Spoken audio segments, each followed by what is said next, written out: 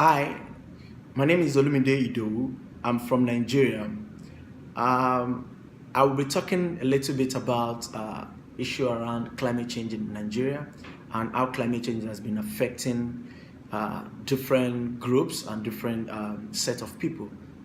According to the words and to the statement of the Secretary General that fighting climate change is inevitable, it is something that is very, very important, and it is eating deep into the economic of every nation, and it's causing a different havoc. And looking at a system, a country like Nigeria in Africa, is a country that have been suffering and looking for a way to solve their climate change problem because of its contribution and because of the effect that has been causing the country in different location, in different region. Looking back to the northern part of the country where we face the issue of desert encroachment, a lot of issues have been going on where we face security problem.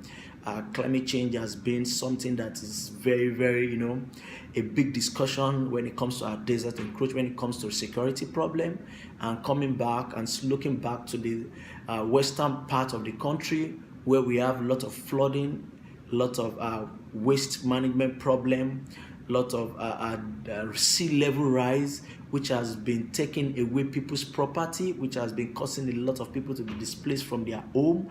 We look at what is happening to the southern part of the country, where we have the oil spillage, which is very hard for people to even drink water. It's very hard for people to plant crops, foods that we eat.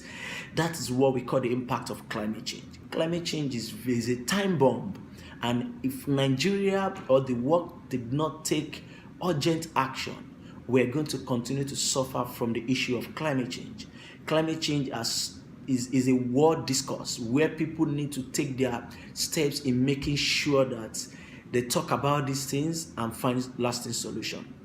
Back in Nigeria, what we do basically with my team in my organization, we are looking for ways. We've been talking about these issues since 2013 on how young people, on how people can take action. We want to demand for accountability and transparency on the issue of climate change. What are our government, what are you doing in making sure that people are not dying from their property, in making sure that there is a sustainable system for our flooding?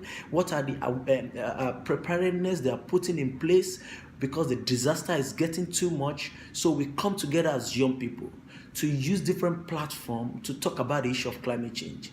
One of the ways we are solving this problem is to go use the radio as a tool to get this message out to every young people, everyone that is affected about climate change. We have been talking about how they can reduce their emission. We have been talking about the issue on recycling. We have been talking about issue on how they can create a sustainable group that can face the issue of climate change. We have been talking about how they can prepare for the future. Whenever rain is coming, they will be able to prepare. We've been talking about how they can sort their waste, which is very important for climate change action. We need to start looking at how we can be doing carpooling. It's very, very sustainable. We've been talking about how they need to look at the alternative way of producing energy.